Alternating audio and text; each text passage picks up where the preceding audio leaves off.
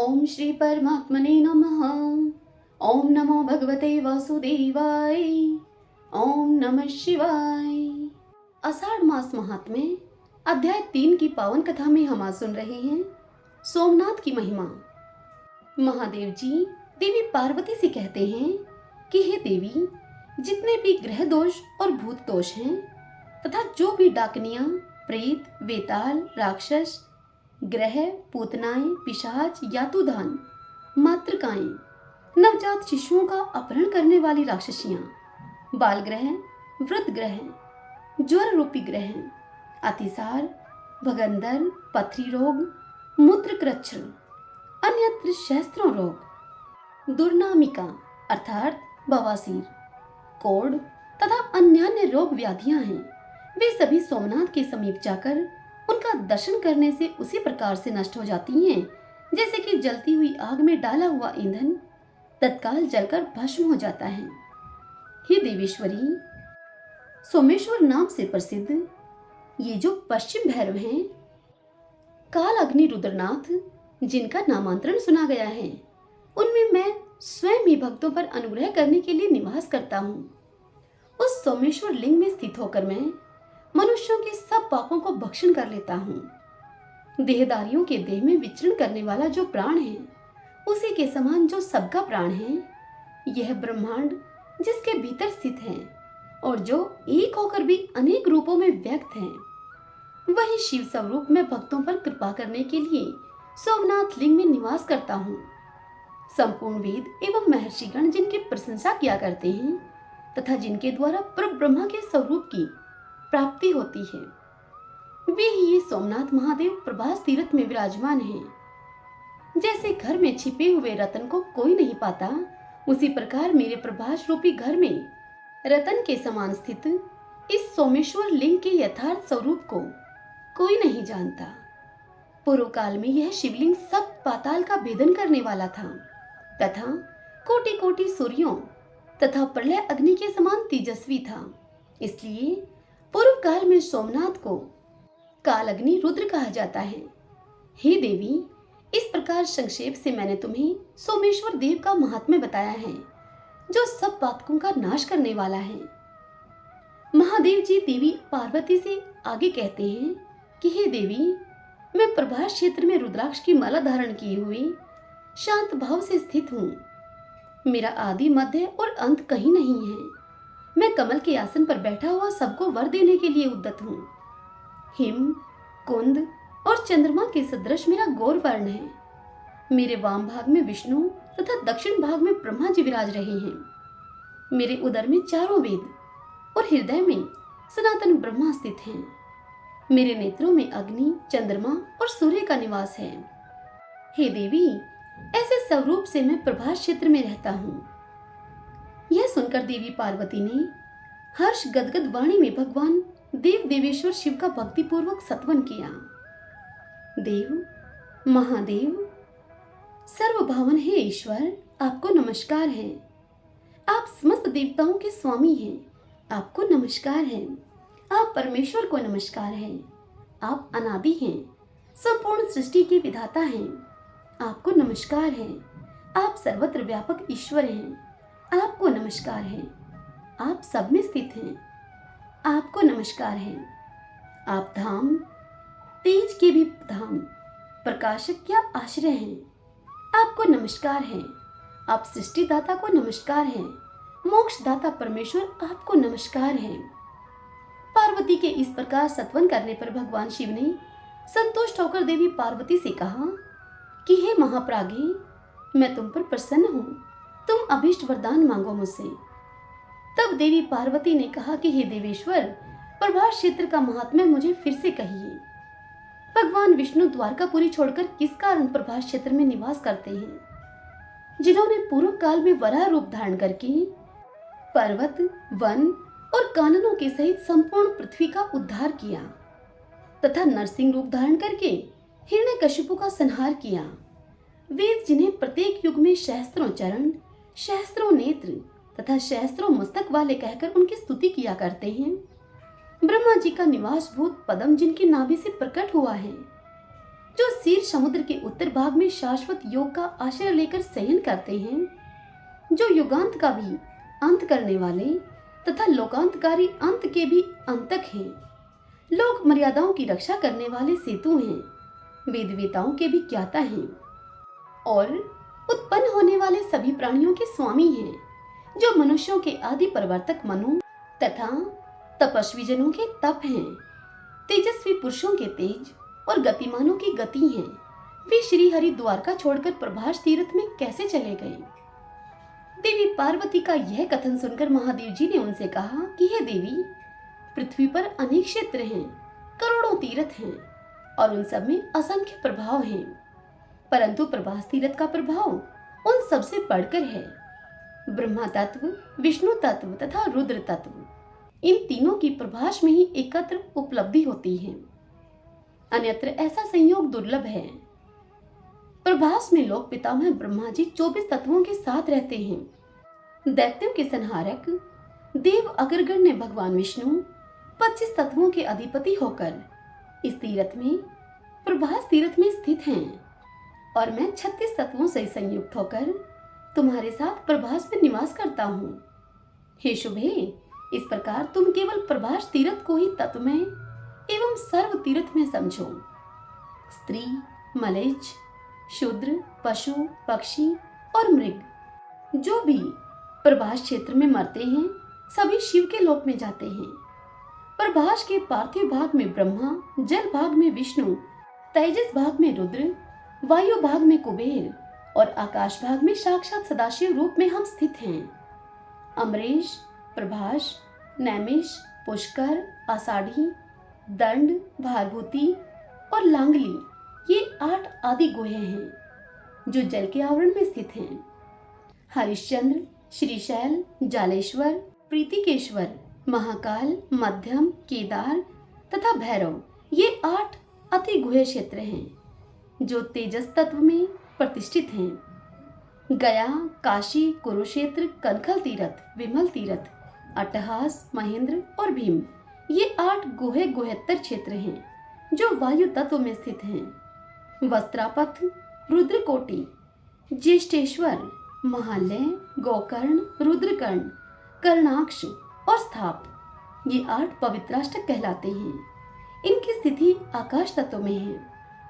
छागल, वुड़सुड़, माकोट, अचलेश्वर, कालंजरवन, शंकुकर्ण, स्थिलेश्वर तथा शूलेश्वर, ये 8 पृथ्वी तत्व में स्थित हैं। जो देवता जिस तत्व में स्थित है वह उसी के महात्म्य को सूचित करता है।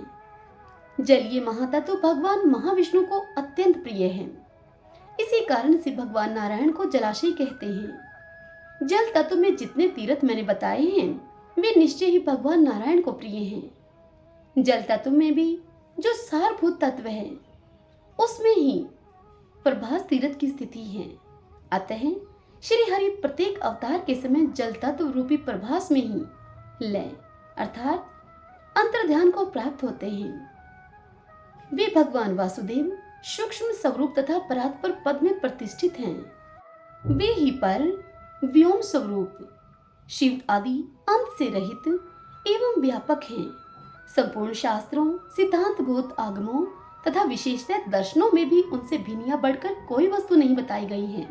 हे पार्वती, उन्हीं शास्त्रों में यह भी कहा गया है कि वे मुझसे भिन्न नहीं हैं। प्रभास तीर्थ में 4 शिवलिंगों से संयुक्त श्री हरि प्रत्यक्ष रूप से विराजमान है, किंतु यह बात किसी को ज्ञात नहीं है।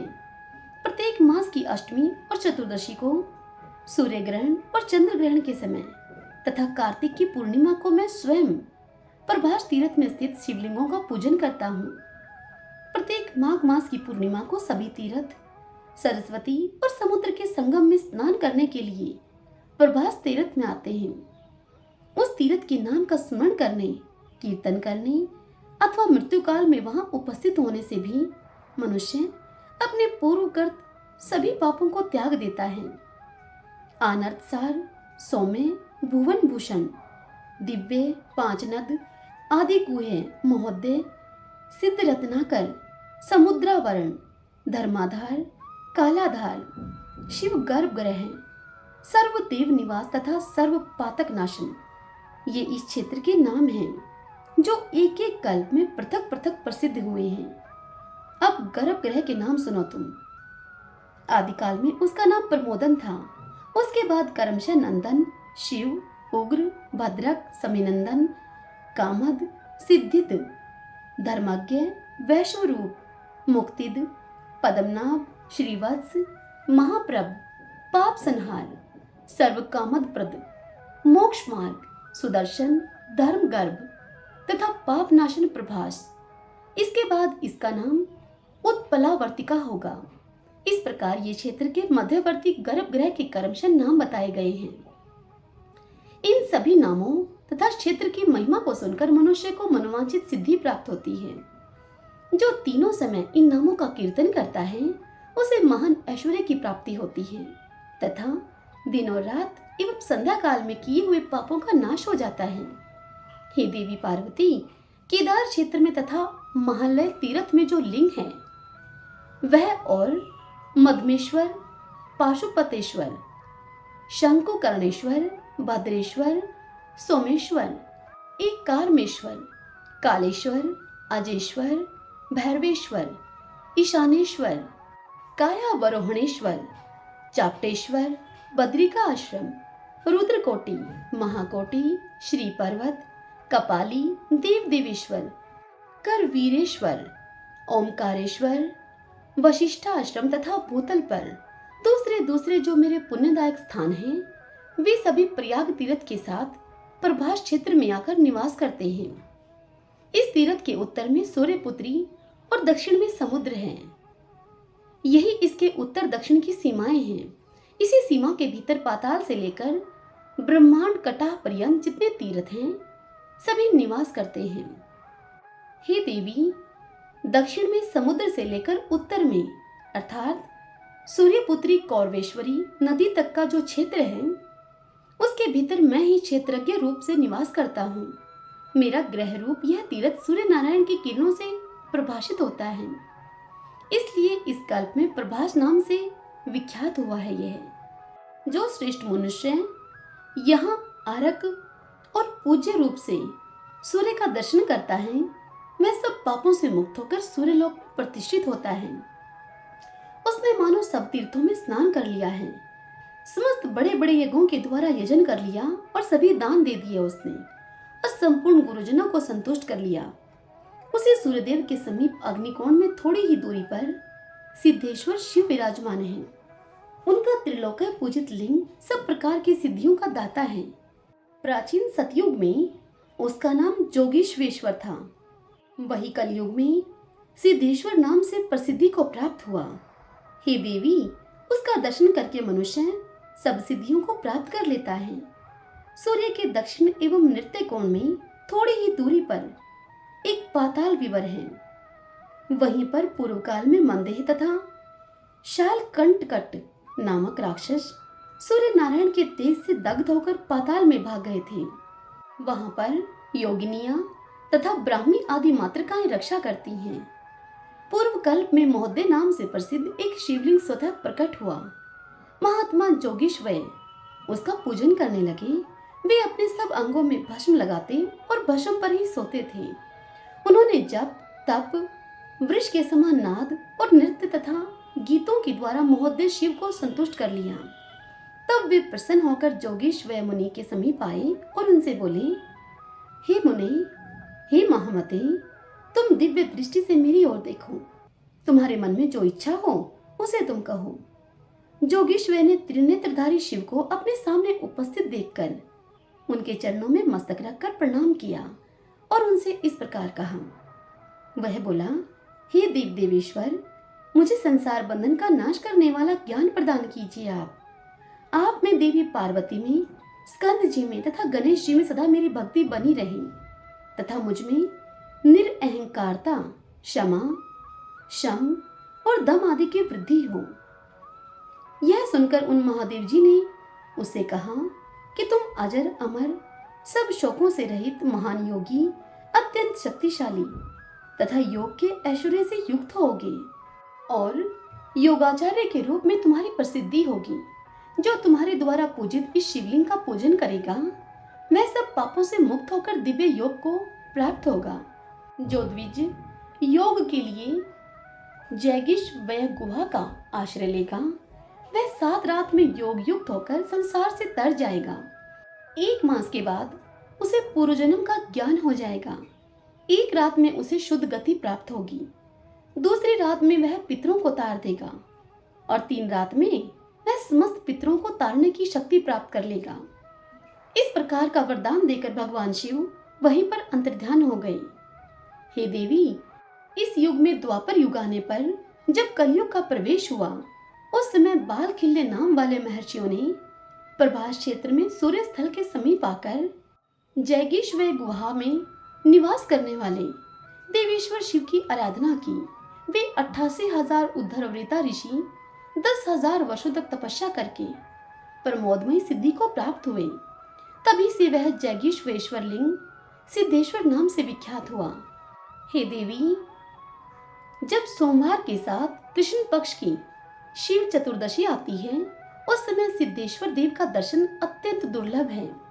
हे देवेश्वरी, सिद्धेश्वर लिंग के आगे 3 धनुष की दूरी पर सूर्य सारथी अरुण के द्वारा स्थापित एक सिद्ध लिंग है जो कलयुग के समस्त पापों का नाश करने वाला है।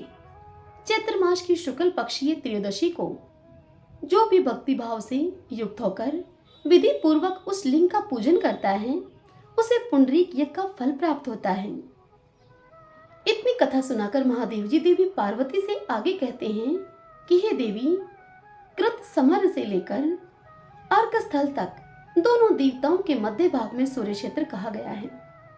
इसी में 8 सिद्धियां निवास करती हैं। वह सूर्यदेव के तेज का मध्य भाग है जो सब का सब स्वर्णमय है। यह क्षेत्र भगवान सूर्य को सदैव प्रिय है। सूर्य ग्रहण का पर्व आने पर यह कुरुक्षेत्र से भी अधिक पुण्यदायक होता है। ब्राह्मी, हिरण्या तथा समुद्र, इन तीनों का संगम कोटि तीर्थों का फल देने वाला है। वही देवमाता है, वही भंगीश्वर विराजमान है तथा नागस्थान भी वही है। हे देवी, इस प्रकार संक्षेप से ही यहाँ अर्क स्थल का महात्म्य बताया गया है। वहाँ एक विवर आज भी प्रत्यक्ष प्रकट देखा जाता है। उसका नाम श्रीमुख द्वार है। हे प्रिय, मातृकाएं उस द्वार की रक्षा करती हैं। जो 1 वर्ष तक नियम से वहां मातृका गणों तथा सुनंद आदि देवों की विधि पूर्वक पूजा करता है उसे सिद्धि प्राप्त होती है। इसलिए सर्वथा प्रत्यन करके वहां अर्क स्थल के समीप समस्त मातृकाओं का पूजन करें। ये मातृकाएं प्रभास क्षेत्र में सुनंदा गण के नाम से विख्यात हैं। भगवान आदित्य अर्थात सूर्य सब देवताओं के आदि कहे गए हैं। वे आदि करता हैं, इसलिए आदित्य कहलाते हैं। सूर्य के बिना न तो दिन होता है और न रात्रि होती है, न तर्पण होता है और न धर्म अनुष्ठान होता है और न संपूर्ण चराचर जगत की सत्ता ही रह सकती है। आदित्य ही सदा सबकी सृष्टि, पालन और संहार करते हैं। इस कारण से यह त्रयमय है। तीनों लोक इनके स्वरूप हैं। अब मैं तुम्हें मंत्रों के द्वारा महात्मा भास्कर के पूजन का विधान बताता हूँ। पहले मुख की शुद्धि करके विशेष रूप से स्नान करें। फिर वस्त्र शुद्धि के पश्चात संध्या उपासना के द्वारा मन की शुद्धि करें। उसके बाद श्री सूर्यदेव की मूर्ति अथवा किरण का स्पर्श करें। मुख की शुद्धि दातुन से होती है, इसलिए पहले उसी की विधि कहता हूं तुमसे। महुआ की दातुन से पुत्र लाभ होता है। मदार की दातुन से नेत्रों को सुख मिलता है। बेर की दातुन से प्रवचन की शक्ति प्राप्त होती है। बृहति अर्थात भटकटैया की दातुन से मनुष्य दुष्टों पर विजय पाता है। बेल और खैर की दातुन करने से निश्चय ही ऐश्वर्य की प्राप्ति होती है। कदम्ब की दातुन करने से रोगों का नाश होता है। अविमुक्तक अर्थात कुंदक का एक भेद, अविमुक्तक से धन लाभ होता है। 8 रुषक अर्थात अणुसा, अणुसा की दातुन से सर्वत्र गौरव की प्राप्ति होती है। चमेली की दातुन से जाति में प्रधानता होती है। पीपल यश देता है। पीपल की दातुन यश देने वाली होती है। शिरीष की दातुन का सेवन करने से सब प्रकार की संपत्ति प्राप्त होती है। चिरी हुई दातुन कभी नहीं करनी चाहिए। जिसमें कीड़े लगे हों, जो आदि सूखी हो या टेढ़ी हो तथा छिलका न हो जिसमें, ऐसे दातुन कभी न करें। एक बिते की दातुन काम में लेनी चाहिए। इससे बड़ी अथवा इससे छोटी दातुन को त्याग देना चाहिए। पूर्व या उत्तर की ओर मुंह करके मौन भाव से सुखपूर्वक बैठ जाएं और मनोवांछित कामना मन में रखकर निम्नांकित मंत्र से दातुन को अभिमंत्रित करें। वरदम त्वाभिजानामि कामम यच्च वनस्पते सिद्धिं प्रयच्छ मे नित्यं दंते काष्ठ नमोस्तुते। अर्थात, हे वनस्पति, मैं तुम्हें जानता हूँ, तुम वर देने वाले हो। मेरा मनोरथ तुम पूर्ण करो, मुझे प्रतिदिन सिद्धि प्रदान करो। हे दंतकाष्ठ, तुम्हें नमस्कार है। इस प्रकार से 3 बार जप करके दातुन शुरू करें। इसके बाद उस दातुन को धोकर किसी पवित्र स्थान में फेंक दें।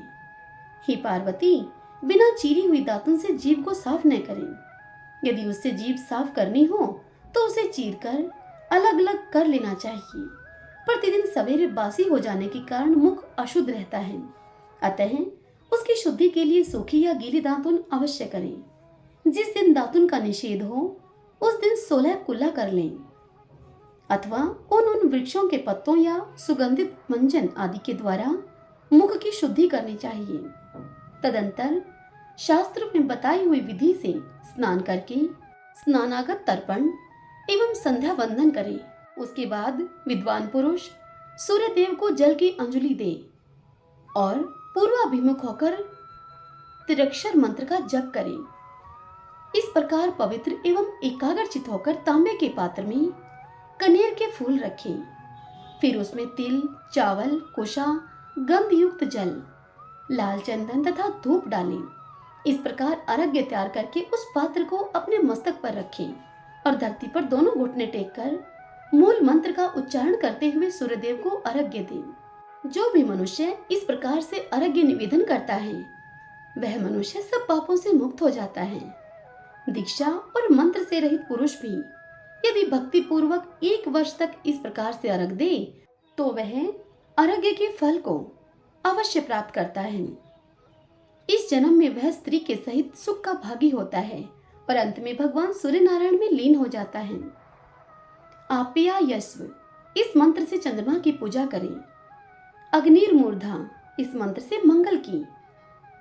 उद्बुद्ध स्व इत्यादि मंत्र से बुध की अर्चना करें। बृहस्पति, इस मंत्र से बृहस्पति की अर्चना करें। शुक्र है, इस मंत्र से शुक्र की। शनो देवी, इस मंत्र से शनश्चर की। कयान शचित्र इत्यादि मंत्र से राहु की आराधना करें तथा क्रेतुम कर्णवनन केतवे इत्यादि मंत्र से केतु की पूजा करें। मंडल से बाहर पूर्व दिशा में इंद्र का, दक्षिण में यम का, पश्चिम में वरुण का, उत्तर में कुबेर का, ईशान कोण में शिव का, आग्नेय कोण में अग्नि का और नृत्य कोण में विरूपाक्ष का तथा वायव्य कोण में वायुदेव का पूजन करें। तमुष्टवाम इत्यादि मंत्र से इंद्र की।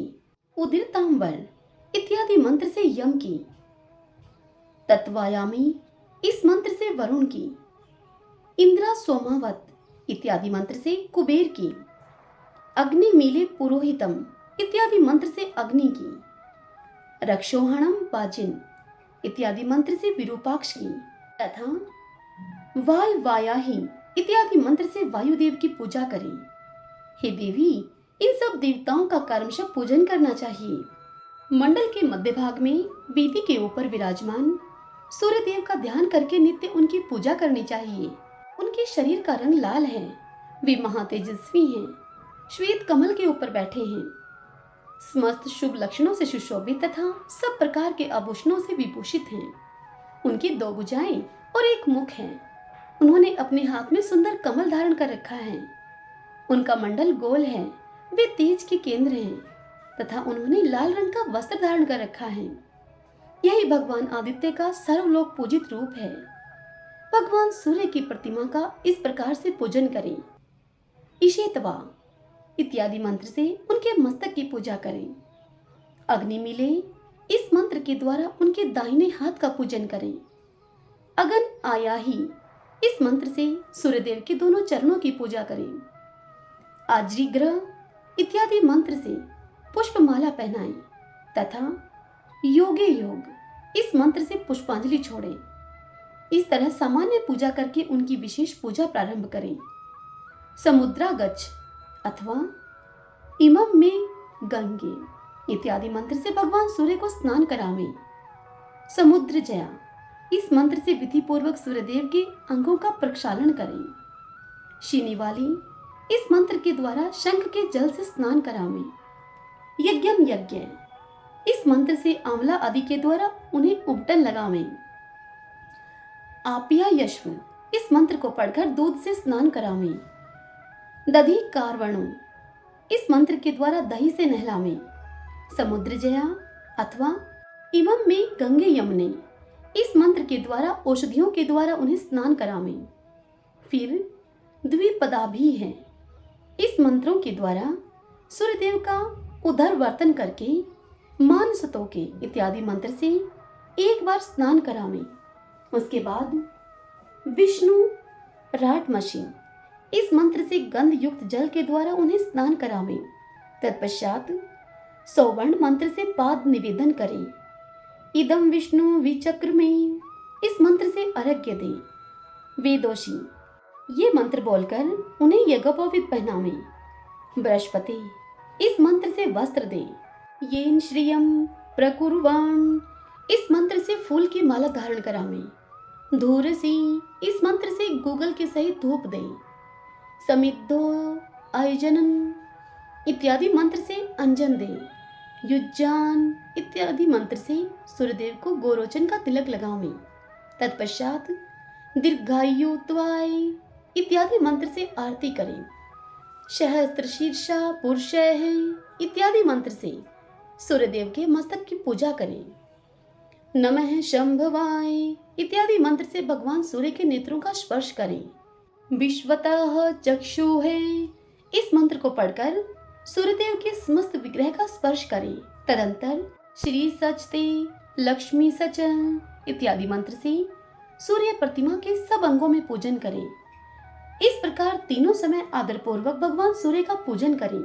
उनकी पूजा समस्त कामनाओं तथा फलों को देने वाली है। सूर्य की पूजा के लिए सब प्रकार के विलेपनों में रोली और लाल चंदन उत्तम है। फूलों में कनेर के फूल श्रेष्ठ माने गए हैं। कुमकुम, चमेली, कमल तथा एगुरु से बढ़कर सूर्यदेव को तृप्त करने वाली दूसरी कोई वस्तु नहीं है। जो इन सभी वस्तुओं से भगवान सूर्य की पूजा करता है उसका संसार में कौन सा मनोरथ सिद्ध नहीं होता। इस विधि से सूर्यदेव का पूजन करके उनकी परिक्रमा करें और अर्घ स्थल को मस्तक से प्रणाम करके सूर्य के सम्मुख सुख पूर्वक स्थित होकर उनका दर्शन करें। ऐसा करने वाला पुरुष कोटि यात्रा का फल पाता है। ब्रह्मा, विष्णु, महादेव, अग्नि और कुबेर आदि सब देवता भगवान सूर्य के आश्रित रहकर भूलोक में आनंदित होते हैं।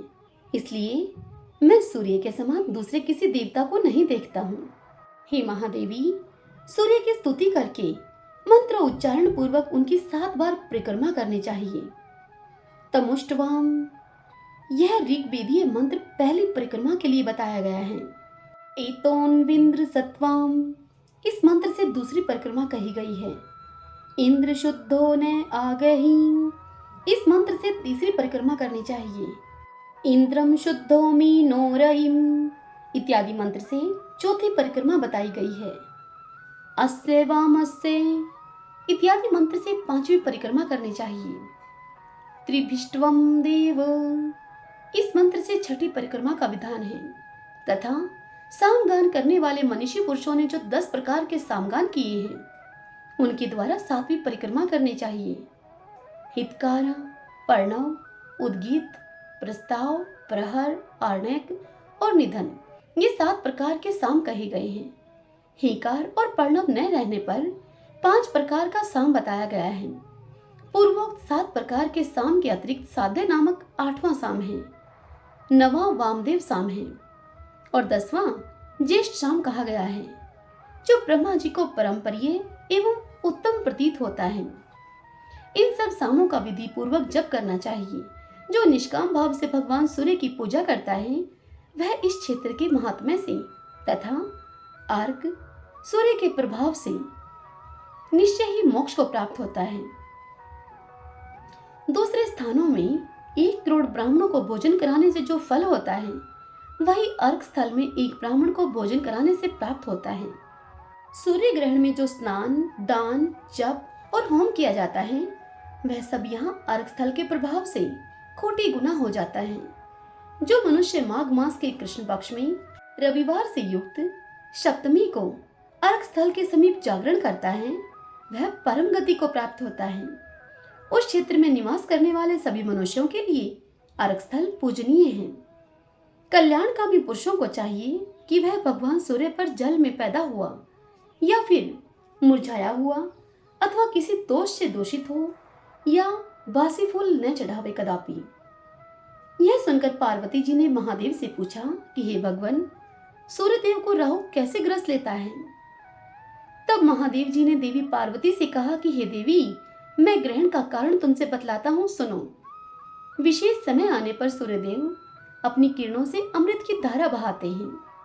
उस समय अमृत की इच्छा रखने वाला राहु अपने विमान पर बैठकर सूर्य बिंब के नीचे आ जाता है। उसके बिंब से सूर्य का बिंब छिप जाता है। इसी को सूर्य ग्रहण कहते हैं। वास्तव में कोई भी सूर्यदेव को ग्रस नहीं सकता। वे निश्चय ही ग्रसने वाले को जलाकर भस्म कर देंगे। पूर्व काल में उस क्षेत्र के भीतर लोकपाल महर्षि, सिद्ध, विद्याधर, यक्ष, गंधर्व तथा मुनि लोग सिद्धि को प्राप्त हुए हैं। कुबेर, भीष्म, ययाति, गालव तथा सांब ने भी यहाँ उत्तम सिद्धि प्राप्त की है।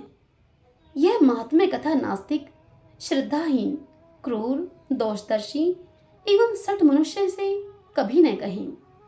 अपने पुत्र, शिष्य, धर्मनिष्ठ, ज्ञानी तथा भगवान सूर्य के भक्त को ही यह प्रसंग सुनाना चाहिए। जो तेज का सनातन आश्रय, जल की गति, दिशाओं का अविनाशी दीपक, सिद्धि का खुला हुआ द्वार, जगत का सामान्य नेत्र, आकाश रूपी सरोवर का स्वर्णमय कमल, दिग्गांगनाओं का दीदीप्यमान कुंडल तथा काल गणना का एकमात्र मापक यंत्र है। वह भगवान सूर्य का बिंब आप सब लोगों की रक्षा करे। हरि ओम तत्सत। ओम नमो भगवते वासुदेवाय। भगतजनों, यदि आप भगवान शिव की कथाओं के सुनने के इच्छुक हैं तो आषाढ़ मास में हमारे दूसरे चैनल भक्ति आश्रय पर भगवान शिव और माता सती की कथाएं, जो कि दक्ष यज्ञ से संबंधित हैं, वह कथाएं सुनाई जा रही हैं। यदि आप सुनने के इच्छुक हैं तो उन सभी कथाओं का लिंक इस वीडियो के डिस्क्रिप्शन बॉक्स में आपको मिल जाएगा। तो लिंक ओपन करके आप उन कथाओं को सुन सकते हैं। हरे कृष्णा।